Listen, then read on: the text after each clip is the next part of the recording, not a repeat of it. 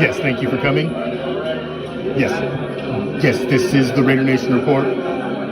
Yes, Commish is in the house tonight. Yes, the line is to the right. Yes, ma'am. Looking amazing in that silver and black, I must say. Yes, VIP is to the left, sir. If you give me your name, I'll check, make sure you're on the list. Yes, you have to be on in advance. Weeks in advance, sir. Yes, line is to the right.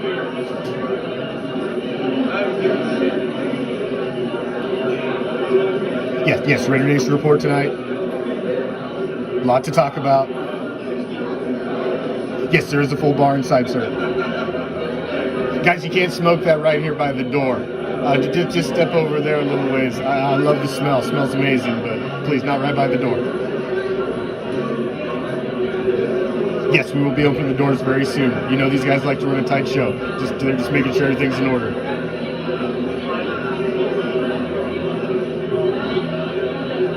Yes, ma'am. You can say hi to the midgets on the way in. Absolutely. VIP to the left. Regular line to the right, please. Doors will be opening very soon. Thank you all for coming. Enjoy the show.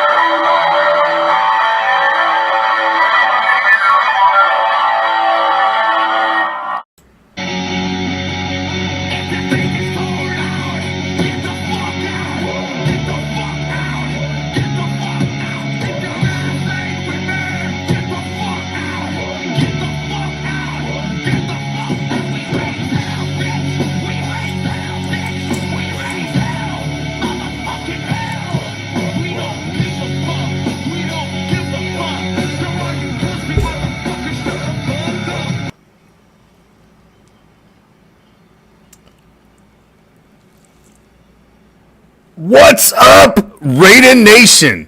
I am the Commish, coming to you live as always from the friendly confines of Hardcore Challenge Live Studios. And just where is that, might you ask? Well, let me give you some simple directions, shall we? We're still down the street, past the house, with the boarded up windows. Make sure you stop at the corner and ask our man Joe. He's a gentleman, he's a scholar. Slip him what you should. He's going to point you in the right direction. He's going to tell you to take a left and then a right. And as you find yourself strolling down the street, minding your own goddamn business, you're going to pass this deep, dark, scary-looking fucking alley to your immediate right.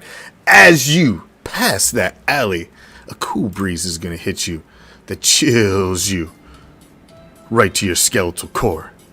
And you'll find yourself asking, was that the autumn wind? Oh, you're goddamn right. Should you venture down that deep, dark alley? Well, of course you should. Because what you're going to find at the end is a special little place that we like to call deep behind the enemy line. This is Raider Reaction. And as it is every Tuesday, this is the Raider Nation Report. we had to jump in with a little free agency edition last week because just too damn much shit went on my spring break that we just couldn't wait until Tuesday. We wouldn't have been able to fit it all in because now a whole nother show's where the shit's happened that we got to talk about tonight. Man, there's been a ton of signings. I was really feeling pretty favorable coming into free agency, knowing that they're hoarding draft picks like they're hoarding fucking like a squirrel hoarding nuts for the winter. They've got a plethora of fucking draft picks, hoarding them motherfuckers. So I know that they could damn near flip an entire side with key players. So I've got that in the back of my head. And I come out, I see the moves they make. Garoppolo, trading Waller, bringing in Epps, Spillane. I like all of the beginning moves. Teamer, face on. I was okay with everything they were doing. I liked the beginning. And then, man, here in the last day or two, it got me scratching my motherfucking head with a couple of these fucking signings. And I get it. I don't need anybody to say it to me again in any comment. This isn't... They got to have 90 men. They got to put together a 90-man roster. We all know that. I can read a 90-man roster just like I can read a 53-man roster. It's still depth chart. That's all it is. It's just a bigger depth chart. You've still... Somebody's number 1, somebody's number 2, somebody's number 3. It don't matter if it's now. It doesn't matter if it's in the middle of the fucking season. You read it the fucking same. You evaluate talent. You put them on the depth chart. Even if it doesn't matter if you've got a fucking stable of 10 wide receivers like you've got right now. It doesn't matter. You still look at them from number 1 to 10, and you still evaluate if the top 5 that they have right now are any better than the top 5 they ended the season with last year. It doesn't take a fucking rocket scientist to figure that out. Come on.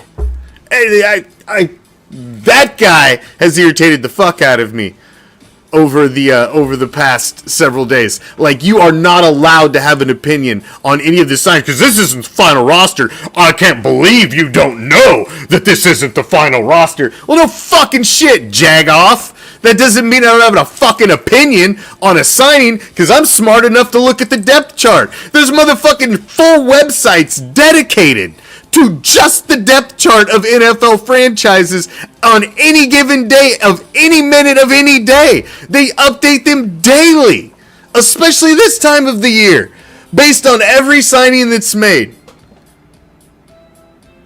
It's ridiculous. Ridiculous. It may be. This may be some serious fucking WTF foreplay. God damn it, Michelle. Come on, let's go. It's Tuesday night. Let's get into it, shall we? What's up, Rich? What's up, Michelle? What's up, Michael? What's up, Ryan? What's up, Gustavo, Daryl, Dion, Brian? What's up, everybody? We got a lot to get into tonight. We got to talk what the fuck they're thinking on the wide receivers, man. I'm just there's 2 depth chart right now.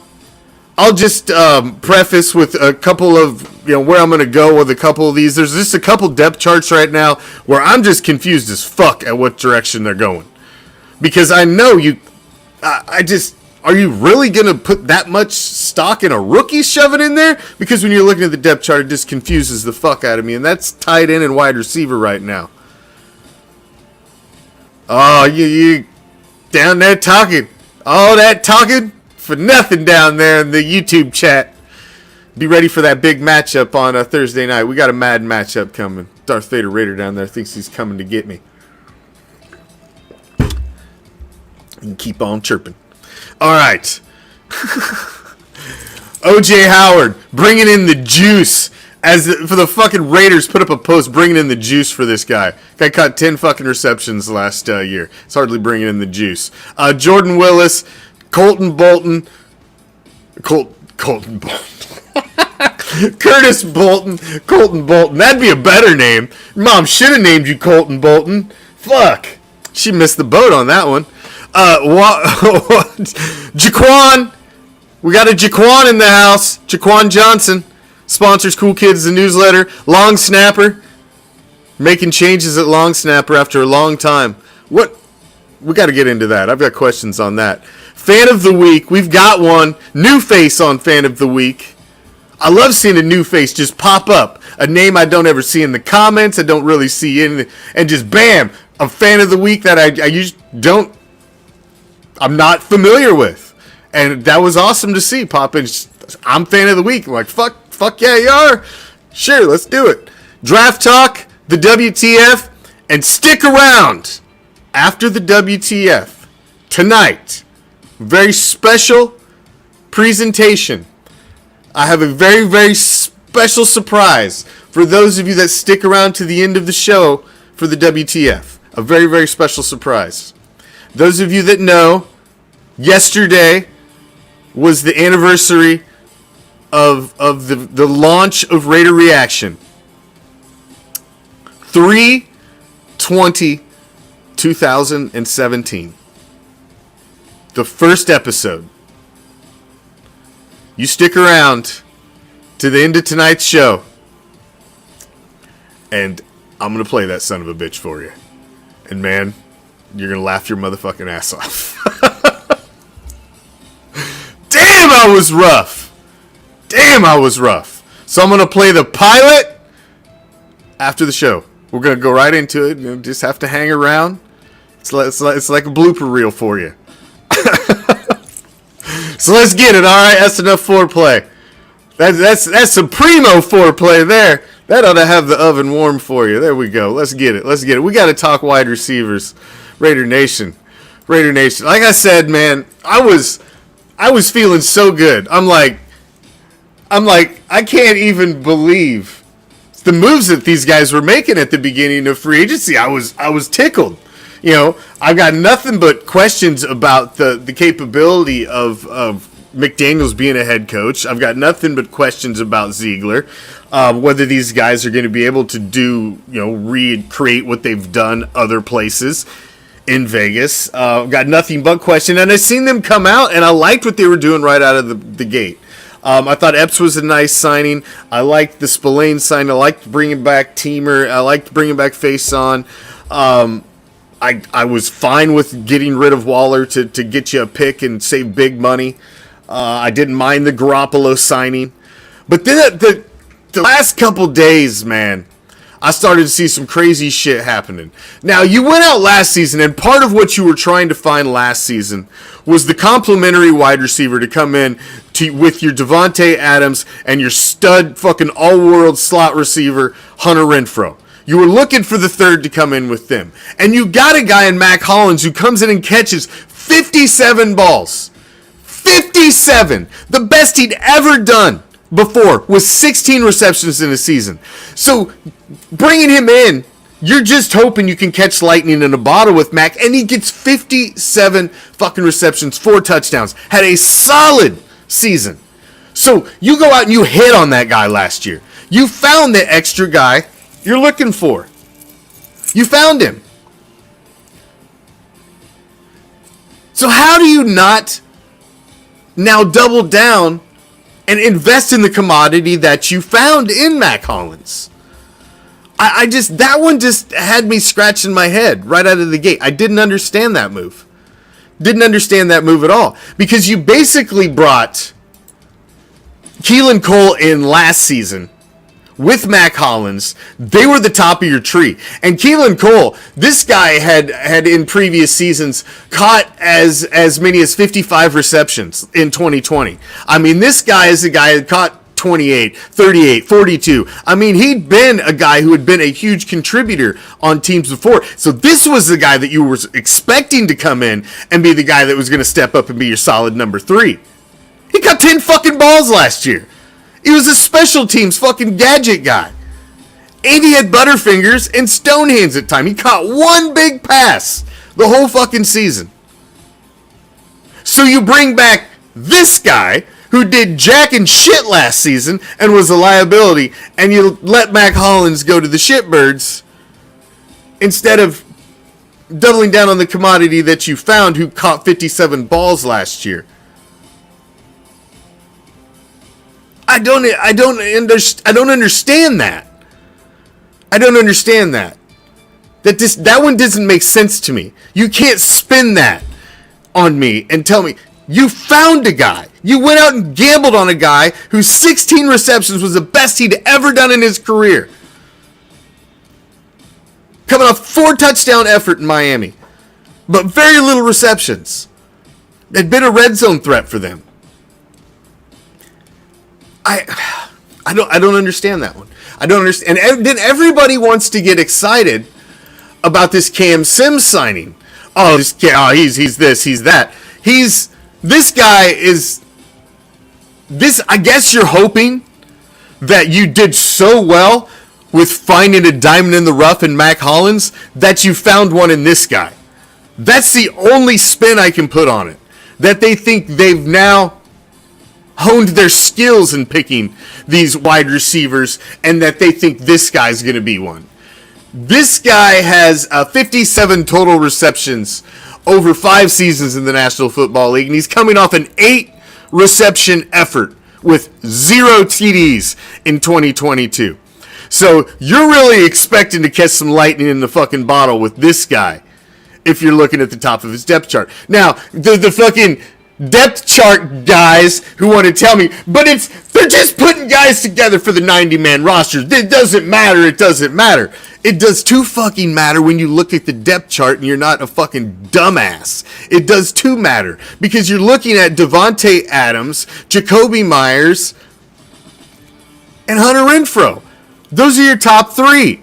You look at the next 3 behind that, you got Philip Dorsett, scab, Cam Sims, a scab, and Keelan Cole, who got 10 fucking balls in your motherfucking system last year.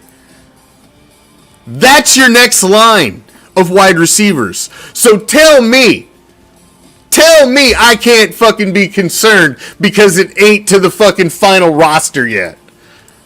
That's what you're looking at. And then you look at the line behind that. Those guys are all guys that didn't make it last year and ended up on the fucking practice squad. DJ Turner, Isaiah Zuber, Chris Lacey, Tyler Johnson. All a bunch of fucking swinging misses from the fucking years prior. So, you fucking guys in the comments who keep wanting to fucking, can't understand, this isn't the final roster. Dude. This is what you're picking from to make your fucking final roster. And if your 90-man roster looks like ass, what do you think your 53-man roster is going to look like? That is not a deep wide receiver pool. That's a fucking wide receiver puddle is what that is. Puddle. Beyond the first 3, you're just as shitty as you have been the last several fucking seasons. They haven't improved nothing at wide receiver. Not one big fucking splash name of any accountability. So I don't know what the fuck they're doing on the wide receiver depth chart right now. I have got 0 motherfucking clue. 0. Now let's go to tight end because this one flips my wig even fucking more. Whoop! I don't know what the fuck's going on here. This one makes 0 fucking sense to me. As a member of the Raider Nation deep behind the enemy line, I have had to listen to this guy's fucking local sports talk radio people tear him apart for seasons. Seasons. And then the Raiders want to come out and post when they sign this guy, bringing in the juice. Bringing in the juice? This guy was on the Texans last year. And you know what he did on the Texans last year? Let's take a fucking peek. He really lit it the fuck up on the Texans. Hey, what do you get? This is what I think's awesome. He was targeted 23 times and only caught 10 balls for the Texans, who were an anemic, who were digging for offense, scratching for offense, fucking digging for it in the carpet like a fucking crack fiend looking for rocks. That's how bad they needed offense. And this motherfucker could only find 10 balls? 10 balls, and this is your number 1 tight end on your depth chart right now. All of you guys that, this isn't your final roster. You've got Jasper fucking Horsted, who caught like 4 or 5 balls last year. Looked pretty good in preseason. I like Horsted, but he's been around for a few seasons. He ain't a rookie. You know what he is. And you got fucking Cole Fotheringham, who's got zero fucking experience on the field.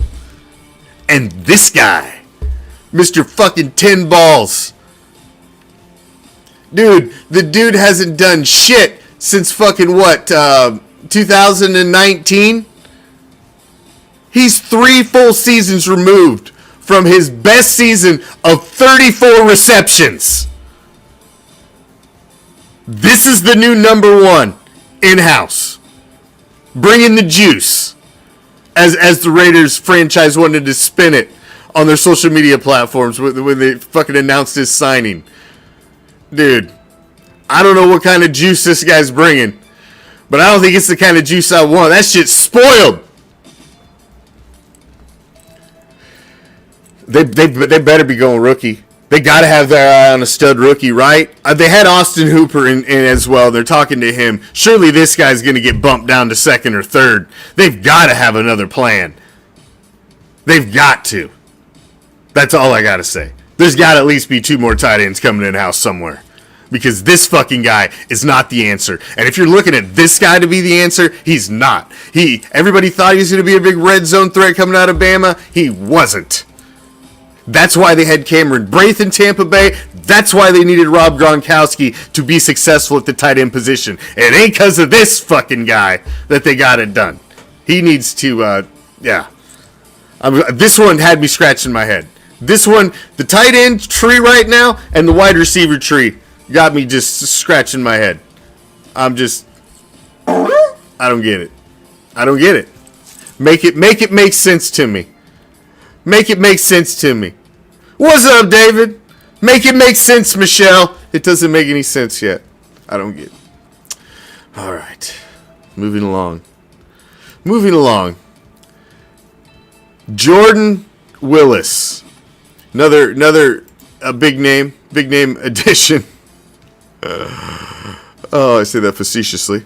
Another big name addition to your defensive line. You know, one of the biggest needs is the defense. You know, we seen him go out and get Marcus Epps. The bringing back of Teamer and Faison I liked. And then everybody's like, oh, man, do you see this guy they got? Had 2 sacks last year. Jordan Willis did have 2 sacks. He got the quarterback to the ground twice.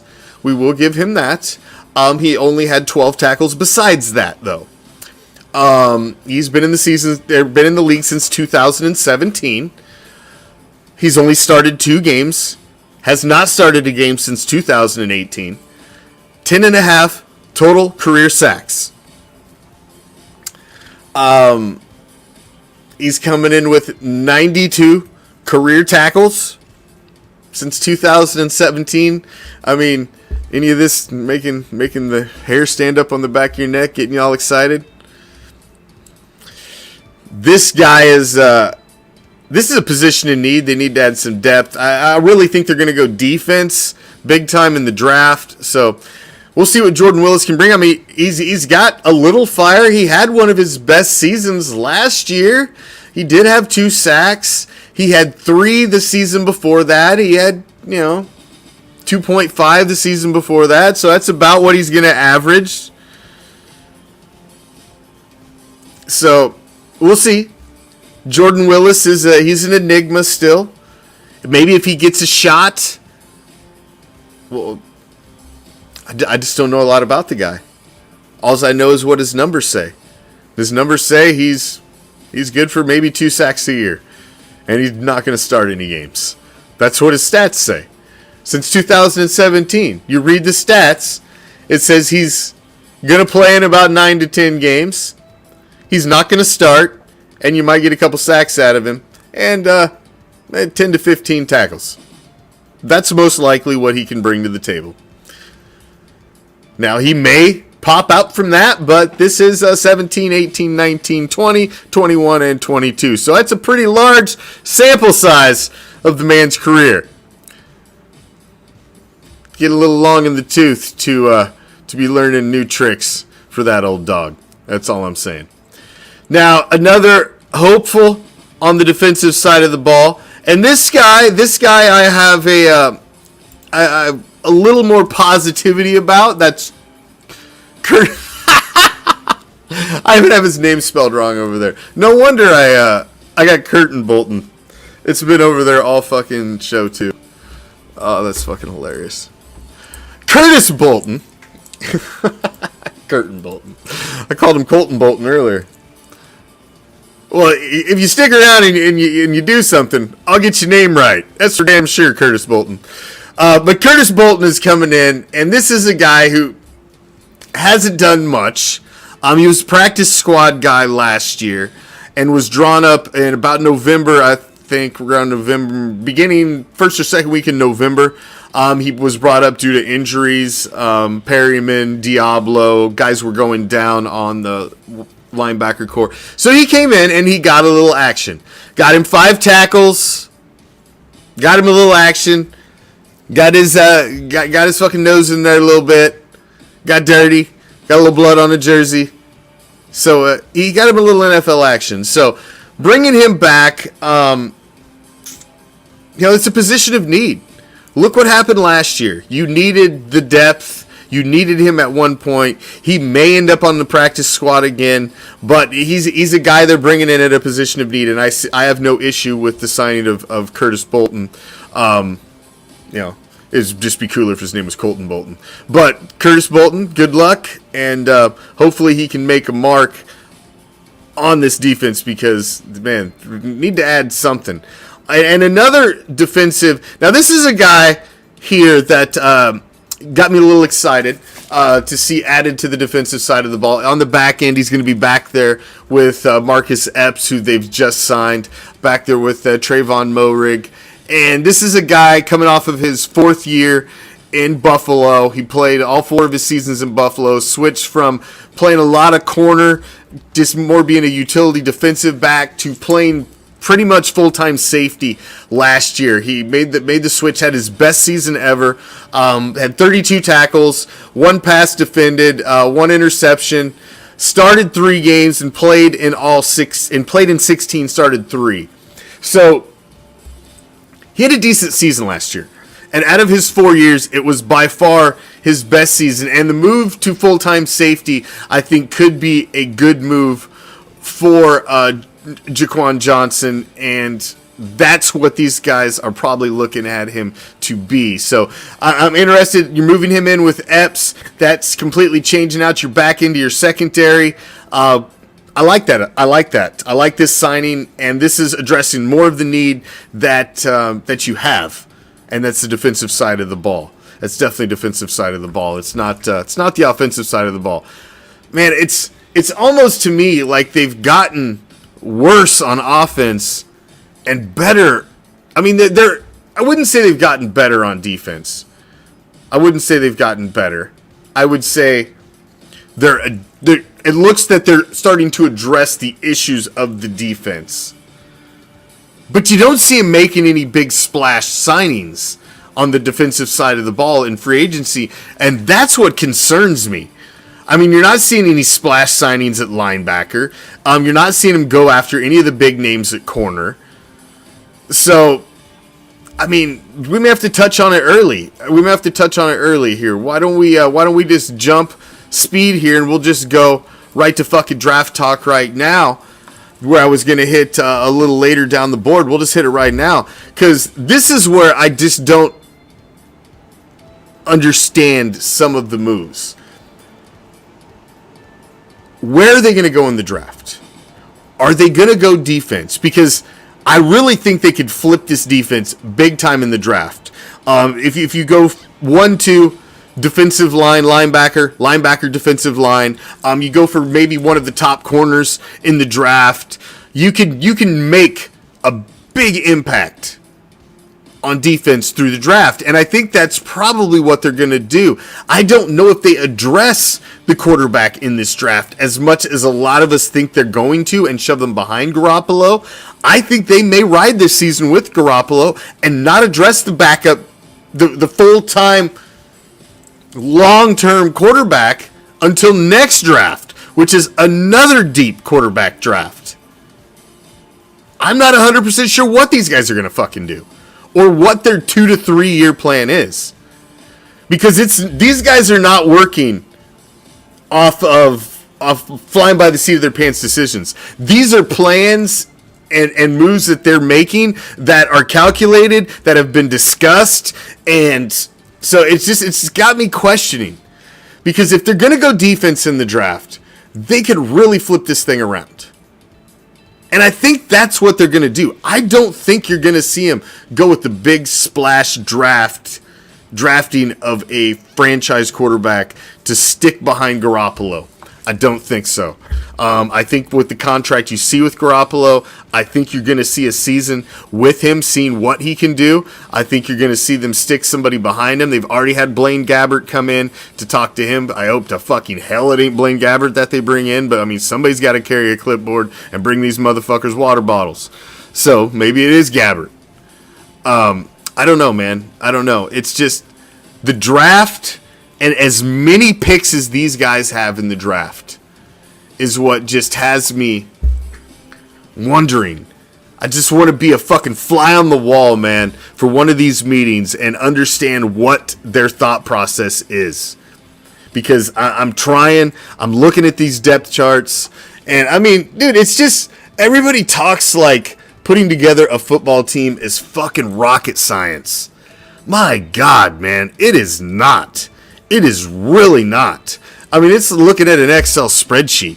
I mean, that's all a roster is. It's not that fucking hard. You got tiers, it's a depth chart, you got levels, you got a practice squad, you know, it's not that fucking hard. You bring in key positions because you want to have as many options as you can to sort through those positions.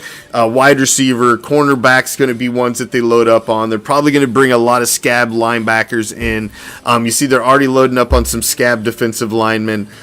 These are the guys that they're going to weed through to see if they can pluck some diamonds out of the rough like they found in Mac Hollins last year. Let's just hope they fucking keep him. I don't understand, like, one of the biggest diamonds in the rough that you found last season who overproduced and you let him fucking leave. I just don't understand that philosophy. He was picked by you, brought in to see what he could do.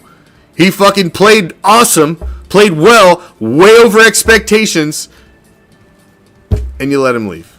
I don't understand that. I don't understand that. It's a fucking head scratcher to me. It's an absolute head scratcher. Well, I think we'll come back to draft talk. We'll leave that down there because I got some other things I want to touch on as well. Sponsors and the cool kids and the newsletter. Check out our sponsor, man, Clear Live Streams. If you ain't hit up Bryant yet, man, you are missing out. All you got to do is go to RaiderReaction.com. While you're at RaiderReaction.com, there's quite a few things that you need to do. First thing, when you're at the homepage, right up there near the top of the homepage, you can see that button for Clear Live Stream. That's our main sponsor. Hit that son of a bitch and get the hookup. They'll send you right to their Instagram. Send Brian a message. Say, I'm a member of Raider Nation. I need the fucking hookup. He's a member of Raider Nation too. He's going to hook you up. Make sure you're taken care of. Make sure you don't have to deal with DirecTV, any of the other ass clowns for your fucking streams, for your sports and your movies, and, you know, your fucking home improvement, your soft porn, whatever you want. I'm not here to judge. I'm just here to get you hooked up with Bryant. So send him a message. And if you want to be one of the cool kids, like the rest of these folks, like Dale down there, like Michelle, like Chad, like, you know, all the other cool kids in the audience, you want one of them cool badges, you want to get put in the Dark Side Inner Circle group, all you got to do is hit that subscribe button. It's at the top of our Facebook page. It's floating around this video that you're watching right now. Or you can go to RaiderReaction.com, click on the subscriber page. There's a button right there that as well that'll take you right to where you can become a subscriber. And it tells you a lot more about being a subscriber. And you guys are the lifeblood to keep us going. Everybody who's a subscriber in the month of April, when we come around to the first Thursday of the month in April, everybody who is a subscriber will be getting prizes as well. We're still working on getting some of the shipping out for the March prizes. So if you haven't got them, you will get them. Don't worry. You all know how it works around here. It's a fucking goddamn one fucking man army. One man and two midgets. You know how good the midgets are. They got short legs, man. It takes them a while to get to the post office. Thank you, Daryl. Thank you. And throw some stars, man. Anytime you'd like, throw them stars. We appreciate you. We appreciate you. We will dance. We will dance for nickels.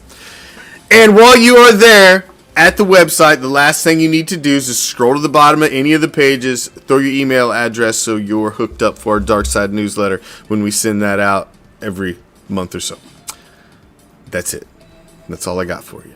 Let's move along. Let's talk fucking long snapper. Long snapper. Now, interesting question here. Interesting question. What forces you to make a move at long snapper? Is it...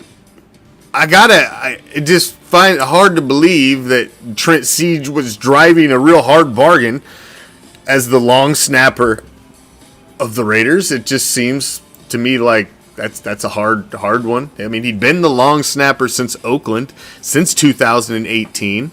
I mean, you've got an amazing special teams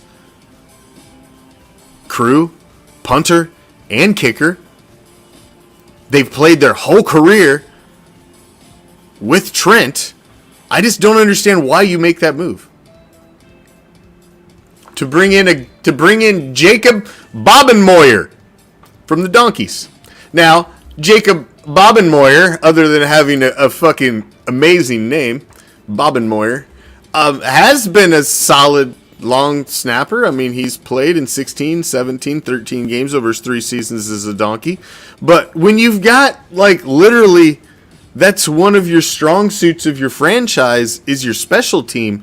Is Jacob Bobenmoyer that much better of a long snapper than the guy who's already been snapping the ball to your fucking Pro Bowl punter and your Pro Bowl kicker? Just seems... what the fuck is this guy do that's so much better than the guy who already has a rapport with the 2 guys you got in-house?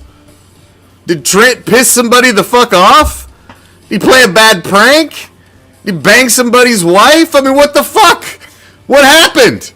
I need to understand how we got to Bobenmoyer from Trent. I don't understand that one. Penalties? Maybe. Shit, that's a fair one. I'll bite on that. Maybe.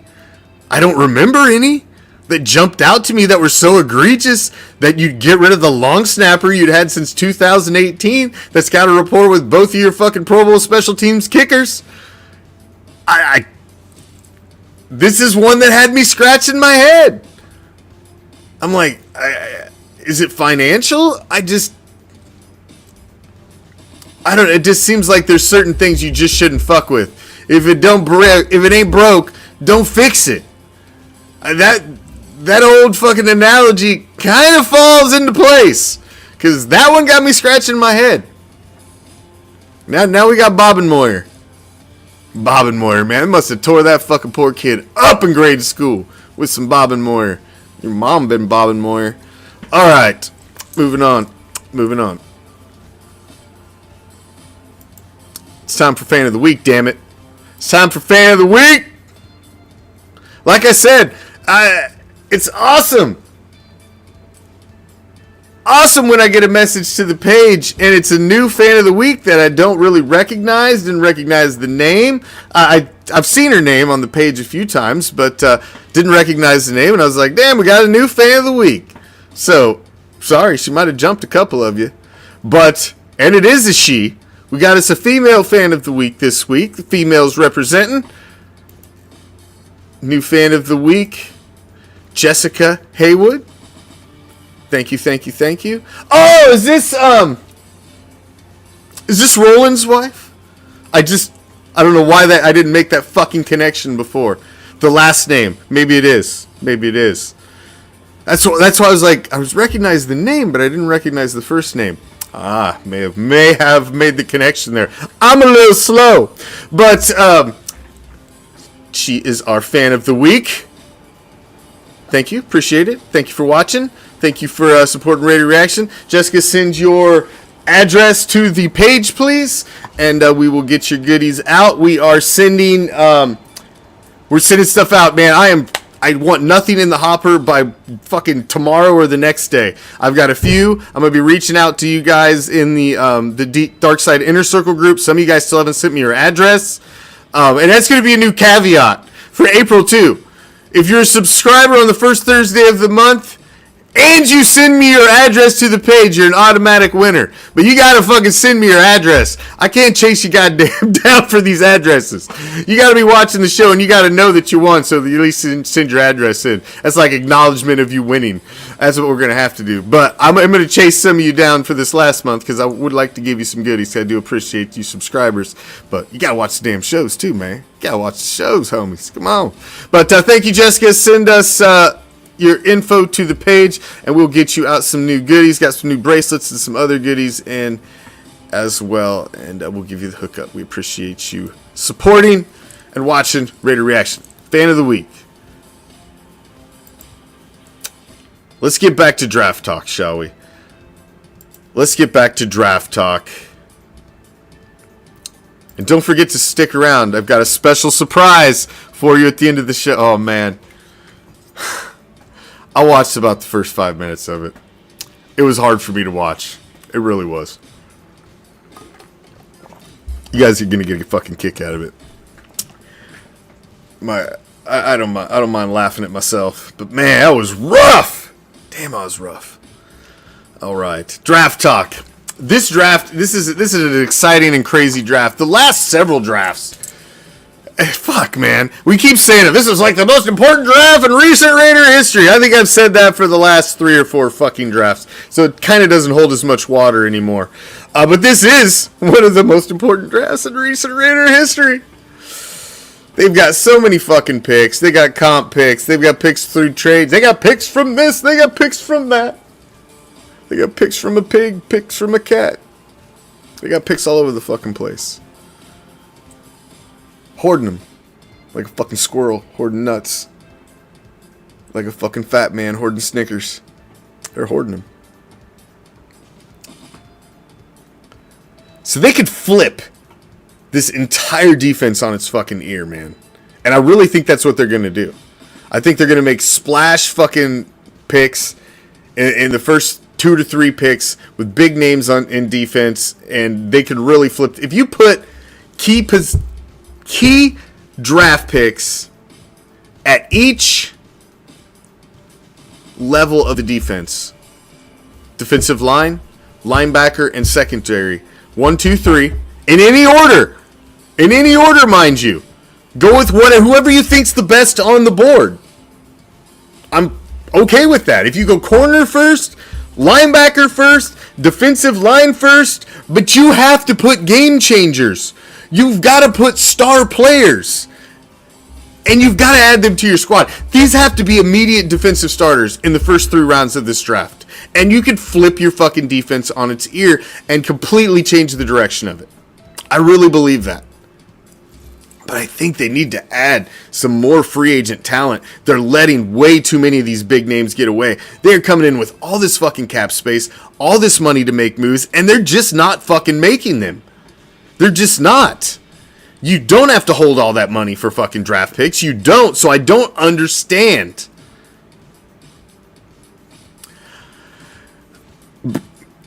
Brown down there with the question. Asa Brown, I don't know. I think there is a really good possibility, because you look at the contract that Garoppolo got, that they just maybe draft a very late round project quarterback. You still got Garbers out there who could slide in as a 3. They've already had conversations with Blaine Gabbert. There's probably another. Josh McDaniels knows Cam Newton. Cam Newton's out there throwing the fucking ball around. Don't think that fucking conversation's probably not going to be had, because it probably will. We have no idea who they're going to bring in as backup. There's a possibility. I think there's a strong possibility that they do not address the long-term future quarterback of this team until next year's draft. I think this year they're probably going to go with Garoppolo. They've got him for 3. They're going to go with Garoppolo for 1. Probably bring in your project guy next year. Have him work behind, beat your new franchise quarterback to work behind Garoppolo for a season.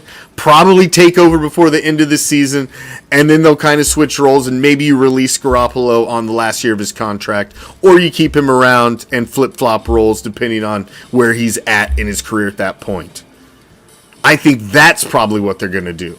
I just don't think they're going to make the move. I think the moves that they've made and not making the big splash plays in free agency on defense drive me to believe that they're going to make the splash signings on defense in the draft and not through free agency.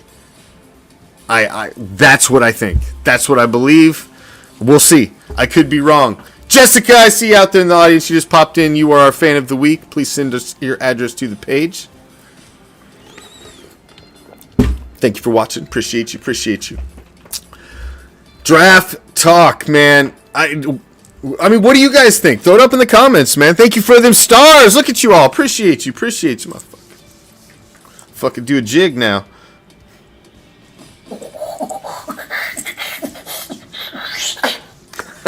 I keep hearing how hard the system is to learn is why they let Stidham go. If Jimmy G is an injury risk, why would you let Stidham go? Well, I think Stidham, part of it was money driven. Stidham went out and in one game he made himself a commodity, enough that somebody may throw some money at him to see if he could be something. And what Jarrett Stidham out on free market also for a guy like Sean Payton is a mole. He was a mole in the Raiders organization and in the Raiders system all last season. And then Peyton signs him and brings him in. He can now pick his brain. He was like an afterthought spy now. He can pick his brain about scheme, system, everything that's going on in the Raiders, all that shit. I think that's a big part of the reason Jarrett Stidham got brought over by Sean Payton and the Donkeys. Is total for fucking what he knows about the Raiders and their system that they're running. I totally believe it. And the smart move. They needed a fucking quarterback. They need a backup quarterback anyway behind Russell Wilson. He's quality backup quarterback. Bring him in. He knows something about one of our key enemies as well. Smart move. There's a good possibility, Darth Vader Raider. It's a good possibility. They could be looking hard at Caleb Williams. And if they're looking at quarterback next year, are we in for another where they fucking pull the carpet out from the team and try to end up positionally a little better for the draft? Are they all in for success this year? We don't know with these motherfuckers, man. We just don't know. We don't know. We have no idea what these fucking guys are up to. He wears his shit upside down. It's an international sign of distress. We have no idea what these fucking two guys are going to do. But can you seriously look at these two and trust them? I can't. I can't root for them to fail because the lifeblood, the hopes and dreams of the team are in their hands. I want them to succeed. But it looks like fucking Weasel 1 and Weasel 2 when I look at him. This guy looks like a used car salesman. This guy looks like the guy that washes the cars for the used car salesman. Because he's too dumb to sell the cars. I don't get it. I'm concerned. I don't want to see him fail. I hope, man. I just hope to hell they can get it together, man. I just hope to hell. Oh, no, you know that car's breaking down. You know that car's breaking down. You buy a car from them, too. You know that sumbitch breaking down. You know it. They're going to be like, 3-day lemon law. That's yours.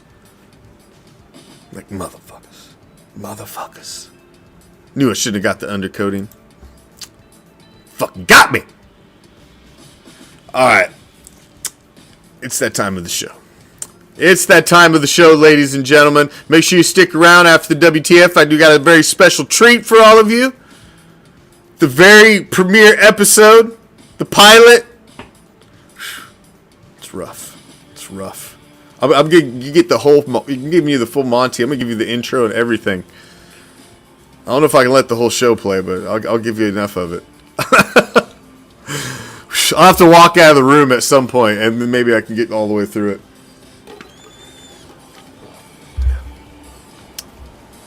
I go back and look at it. The last 2 years I went back and looked at it, and man, it seems like it gets worse every year. All right, it's time, ladies and gentlemen. Let's get to it. Enough fucking dancing around.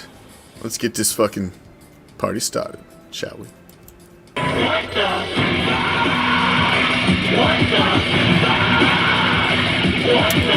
Just a little thing that we like to call the WTF.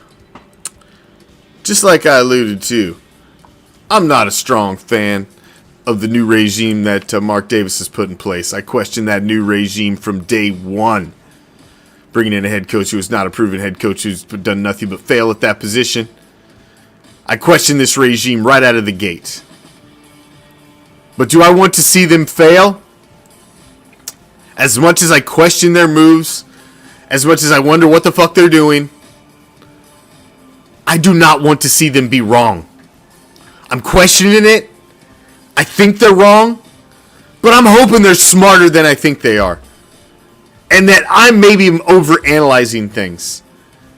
Or maybe just what I do here at Raider Reaction causes me to maybe look between the lines more sometimes than I should. And maybe these guys have things on the right path. I would rather believe that.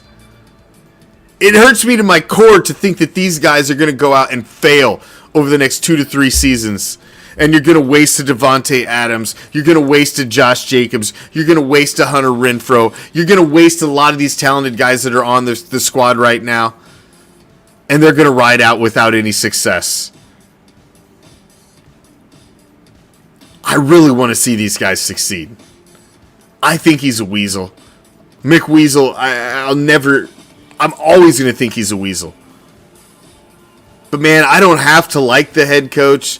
I don't have to like their methods. I don't have to like their scheme. I don't play for them. I'm just a fan sitting in the fucking stands yelling Raiders. I want them to succeed. And the people that I see in the comments that are rooting for the failure of your head coach and general manager, that you want to see them fail, that you want to see their moves blow up in their face. I don't understand that. I don't understand that philosophy. I want to see them succeed. It's what's best for the franchise. And I don't understand. And I have to ask you, what the fuck?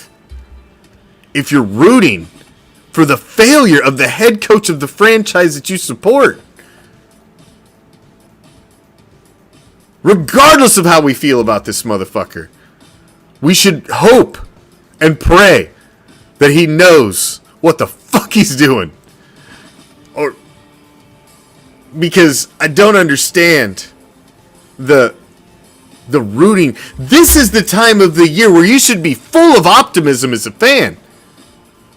I mean, I'm looking at the depth chart, and I've got serious questions. Why you let Hollins go? Why you bring back Cole, who did shit last year? Why you bringing in some of these other guys? Why you went and got O.J. Howard? That one just got me going, I don't know what the fuck.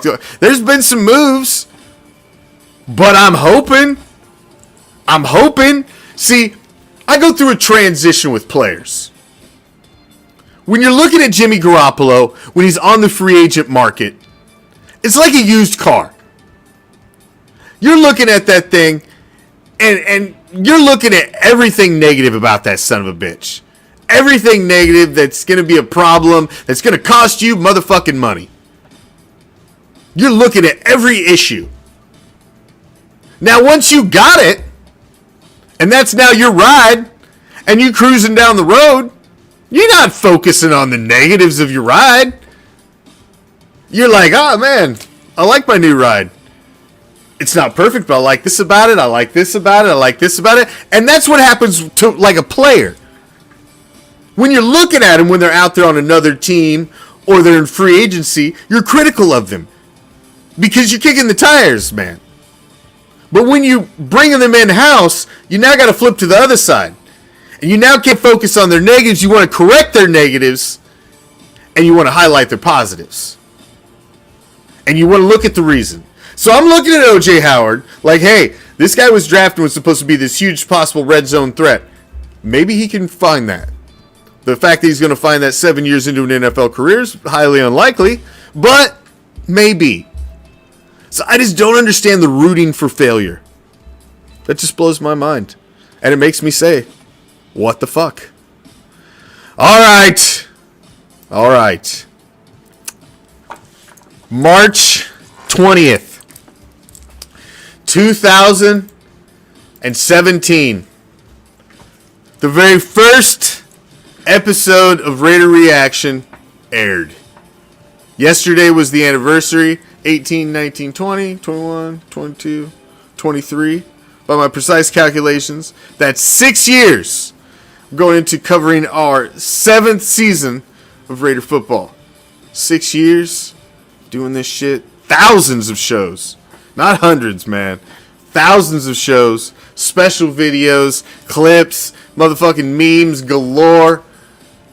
All kinds of shit that we have done here at Raider Reaction. We built up an Instagram and burn it to the ground. We built up a 60,000 fucking following on Facebook and had it taken from us. We've built up, burnt things down, lost groups, just been banned, restricted, slapped, branded, all kinds of shit.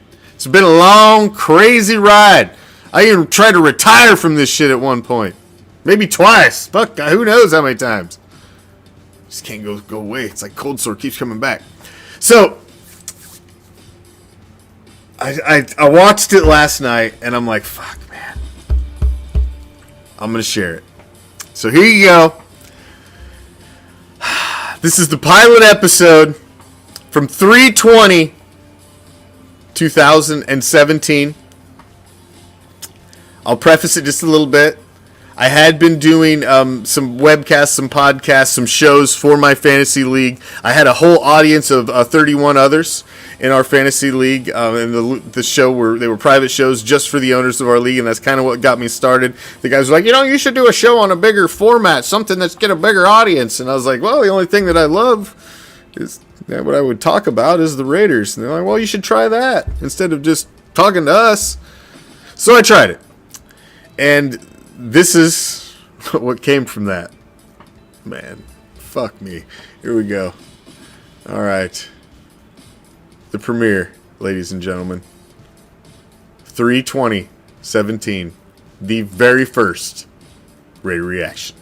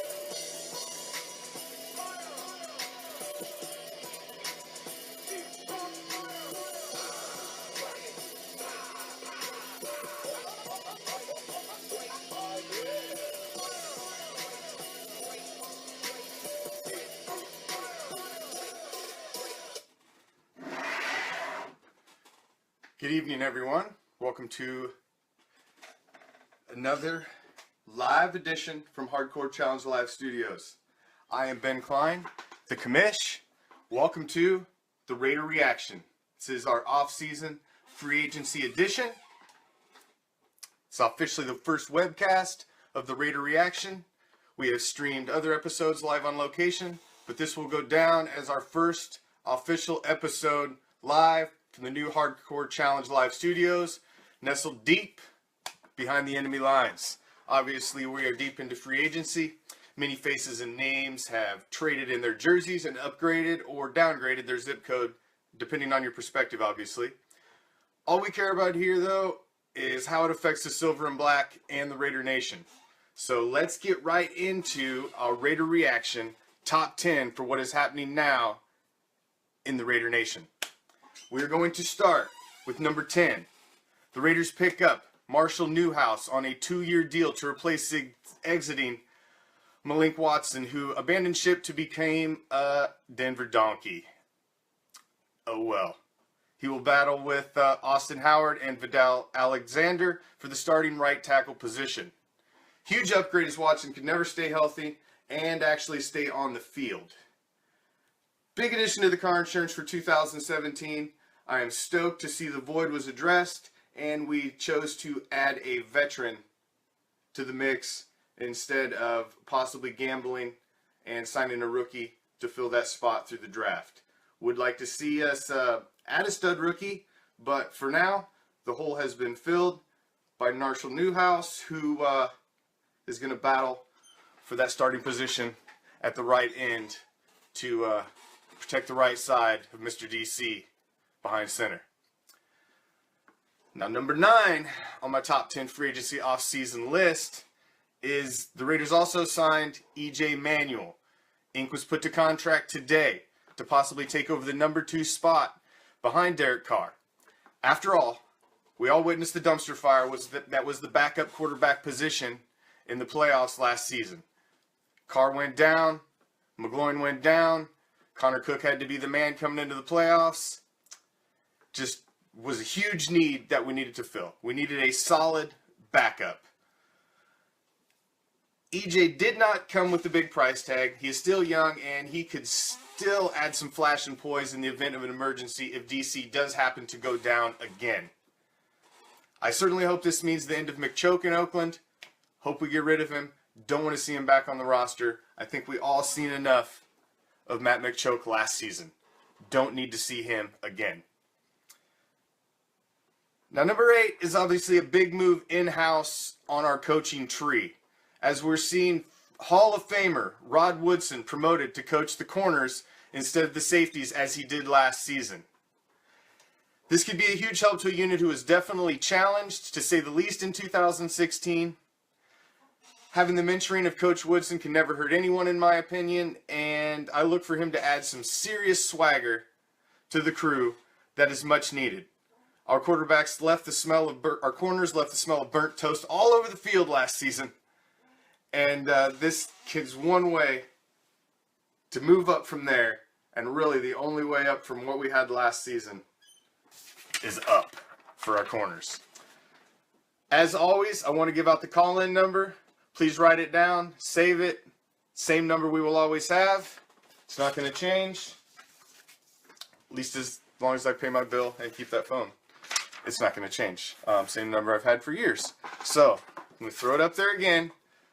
All of our webcasts are always interactive. You want to call in, you got something you want to say, something you want to get off your chest, by all means, hit the call-in line. We'll put you on, and hey, get it off your chest if you got something to say.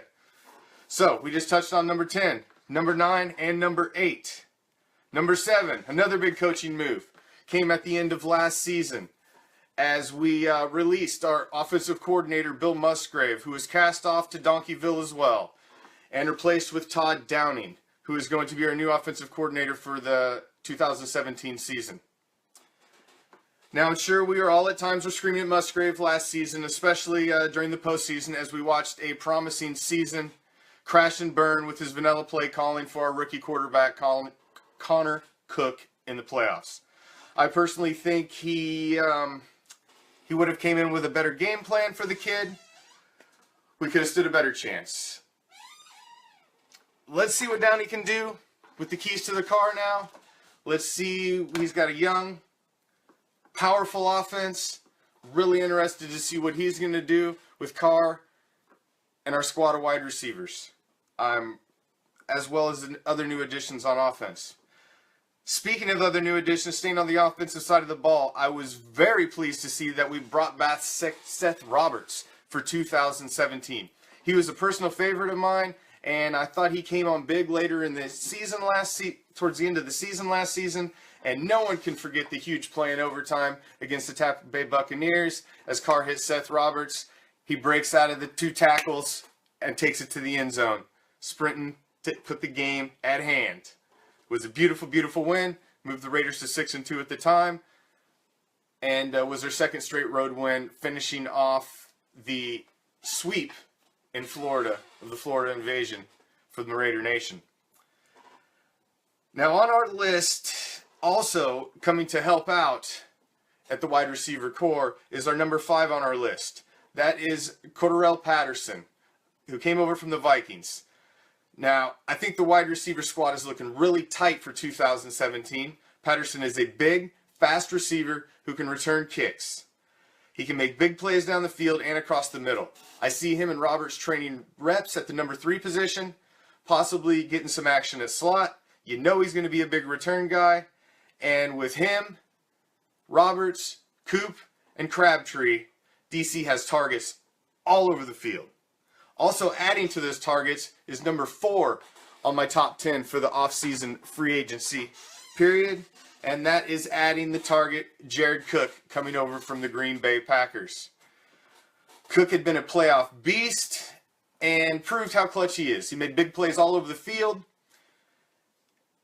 and adding him to our passing lanes to an already talented and deep wide receiver core is going to be huge. And I think DC could be set for another MVP caliber season. Maybe this time, he actually brings it home. We will see, only time will tell. Now, that leads me to the biggest question mark on our offensive roster coming into this free agency offseason period. And that is by far our starting running back. The Tay train left the station for Minnesota. Been big rumors about Adrian Peterson coming over. Rumors got even hotter after Latavius Murray went to the Vikings. So you know, they don't want Peterson back. You know, he's in his early 30s. The guy's a beast. He's got a lot to prove. If you put him behind our solid line, maybe he could be something. I'm not a big fan of Adrian Peterson. I don't really want to see a child abuser in the silver and black. But I trust in Reggie. And if Reggie thinks that's the way to go, then maybe that's the way to go. We will see. Only time will tell. Now, the other big rumor, obviously, that we've all been hearing since last week is involving Beast Mode, the retired Seattle Seahawk running back, Marshawn Lynch. Marshawn Lynch is an Oakland native. He grew up a Raider fan. He still lives in Oakland. Gigantic Oakland tattoo on his chest. Of course, there are a lot of hurdles for the possibility of Marshawn Lynch coming over. Marshawn retired a Seahawk. Seahawks, if he comes out of retirement, the Seahawks still own him. Seahawks would have to conditionally unrelease him and make him a unrestricted free agent that before the Raiders could sign him. Don't see that happening. Pete Carroll, the Seahawks, they're not a stupid organization. They're obviously a championship caliber organization. They're not just going to give him away without something. So what it really comes down to is, what are the Seahawks going to demand for possible compensation for Marshawn Lynch to become an Oakland Raider? I think Marshawn would love to be a Raider, but it's business. They're not just going to release the guy and say, go do what you want, Marshawn, because there's a good possibility Marshawn helps lead us to a Super Bowl. So that's it's a big if. It's a big if right there.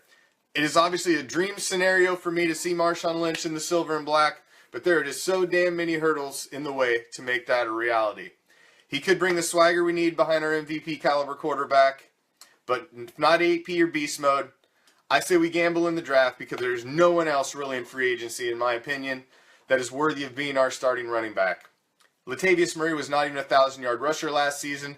Of course, we've got our 2 second-year stud rookie running backs from last year, Washington and Jalen Richard, who are going to help spell whoever gets that number 1 spot. But we need somebody who can carry the rock 20 to 30 times, who can be our go-to guy, who can pound it, who can take it into the red zone, and who can put it into the end zone when we need it. We need that banger. We need the banger to go with our 2 speed guys. So, crossing my fingers, I want to see beast mode. I suppose I could get on the Adrian Peterson bandwagon if I had to. You know, just keep the switch away from the kids, Adrian. That's all we ask. Quit beating your kids. So, that leads me to number 2. That leaves us with only 2 spots left on the top 10. These are the 2 biggest offseason occurrences as far as I'm concerned. Number 2 Where the hell do we call home? Is it Vegas? Is it Oakland? Is it San Antonio? Is it Los Angeles? Obviously, the two front runners sound like Oakland and Vegas. I'm not a big fan of the Vegas idea. Obviously, I would rather see the Raiders stay in Oakland. Who wouldn't? We're the Oakland Raiders. Been the Oakland Raiders, started as the Oakland Raiders, brief stint in LA, won the championship there, but the Raiders belong in Oakland. However, Oakland has had their freaking chance. They have had one of the most storied franchises in the NFL playing on freaking dirt for far too goddamn long. You've had your chance. Shit or get off the pot. Let's do something here. I don't want to see him go to Vegas. I would rather see him stay in Oakland. But you know what? Whoever gives us the proper shrine for the storied NFL franchise that the Oakland Raiders are, then they deserve to have us. And that's the way I look at it. I'm not a fan of us moving to Vegas, but goddammit, if Oakland can't get it done, then we need somewhere to call home. And we shouldn't be playing on dirt. Nobody else plays in a multi-use stadium anymore in the NFL except for the Oakland Raiders. We are a top echelon team now after last year. We are back in the hunt, and there is no reason we should not be playing in a top-notch facility. I know it's a controversial topic. It's one of the most controversial topics on all Raiders groups, all pages that I see, Raider-related. Everybody's got a say on this. I just say, give us the home we deserve. Oakland, Vegas, I don't care anymore. I don't want to see us playing on freaking dirt for another goddamn year. Make a move, somebody.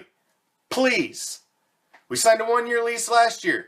Where are we at? We're freaking homeless basically right now. We're going to have to bow down and probably sign another one-year lease to play in Oakland again because it doesn't look like they're going to get this shit figured out in the offseason. That's the biggest thing I think needs to happen.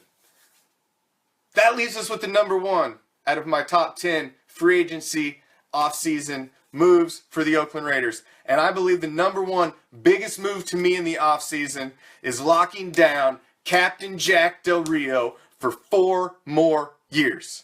Del Rio has brought strong leadership and poise to a franchise that needed it. We were a freaking coach at roulette for far too long. He grew up a Raider fan and seems that he is just what we needed.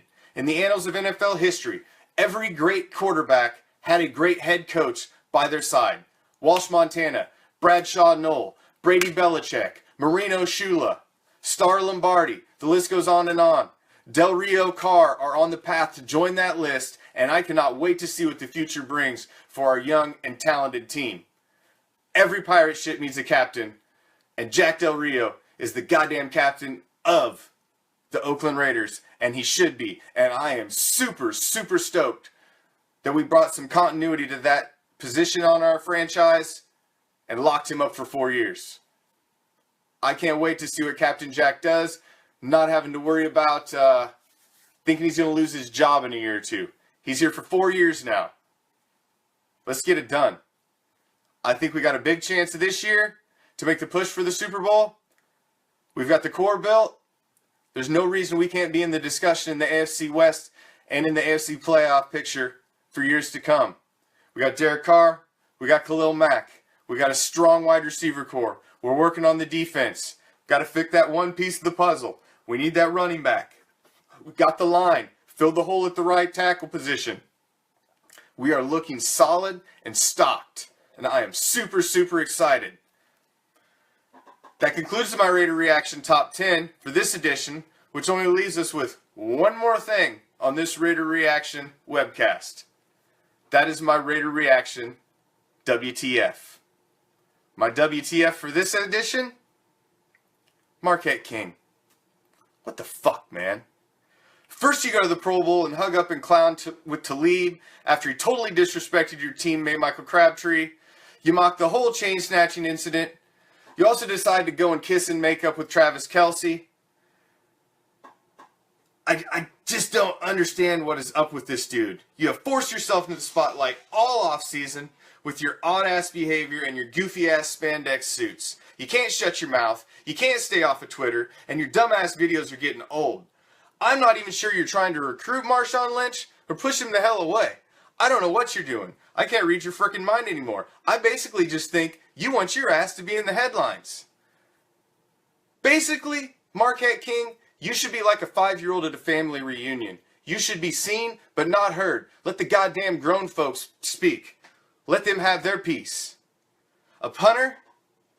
Come on, man. Shut the hell up. I'm sick of seeing your name this offseason. You're a goddamn punter and barely relevant. Stay off my news feed. What the fuck? So that's going to wrap up this edition of the Raider Reaction. Obviously, this is my first episode of the Raider Reaction for this season. Going to try to improve it, tweak it over the season. Our next episode, unless something big happens, will probably be a little draft preview and then a post-draft breakdown of what the Raiders did in the draft. Hopefully we make some big moves. I think in Reggie we all trust. He has made some big strides over the last few seasons since he has been our GM, and I think we all have faith in the direction that the Raider Nation is going. So that is all for this edition of the Raider Reaction. Keep in mind, all webcasts are now archived on our YouTube page. After they stream live, we will post them right there on the page for the Hardcore Challenge Live YouTube page for future episodes. You can always catch the episodes live in real time right here on our Facebook group page, Hardcore Challenge Live and Raider Reaction webcasts. So you got two options. You can catch them live, or they'll be archived on our YouTube channel, Hardcore Challenge Live. I've busted out the playlists, separated them between Raider Reaction and Hardcore Challenge Live. If you just want some Raider news, Raider takes, or if you want to follow the awesomeness that is the pinnacle of fantasy football challenge, which is the Hardcore Challenge. Whichever you prefer. Whichever you prefer. So, like I said, go subscribe to the YouTube channel. Stay tuned. Join this group. And everybody, if you could please help spread the word. The more the merrier. Obviously, I want to grow our group, grow our page, and grow our webcasts. At every 100 viewers, currently we are at 85 members of this group right now. At every 100, I will be doing a drawing and pick a name at random, live on the air, and whatever your favorite team happens to be, you're going to get some free swag. And it's going to be nice. I'm going to tell you that because I have a very, very large sports memorabilia collection, and you're going to get something very nice. So if we get to 100 on this group, I'm going to do a live drawing. We get to 200, do another live drawing. 300, another live drawing, and so on and so on. So please, help spread the word. This is our first episode, and as you all seen with the Hardcore Challenge Live webcast last season, they got better and better as the season goes on. So this will also continue to get better. So, as we lead out for our first real edition of the Raider Reaction, thank you for joining us. That was my thoughts on what's been going on in free agency and the offseason of the Raider Nation. It is an exciting time for the Raider Nation. Keep the faith, trust in Reggie, trust in Captain Jack. So until next time, peace, love, Raider Nation.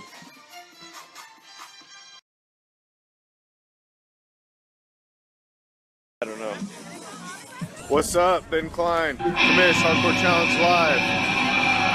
Here we are, Raiders, Jags game.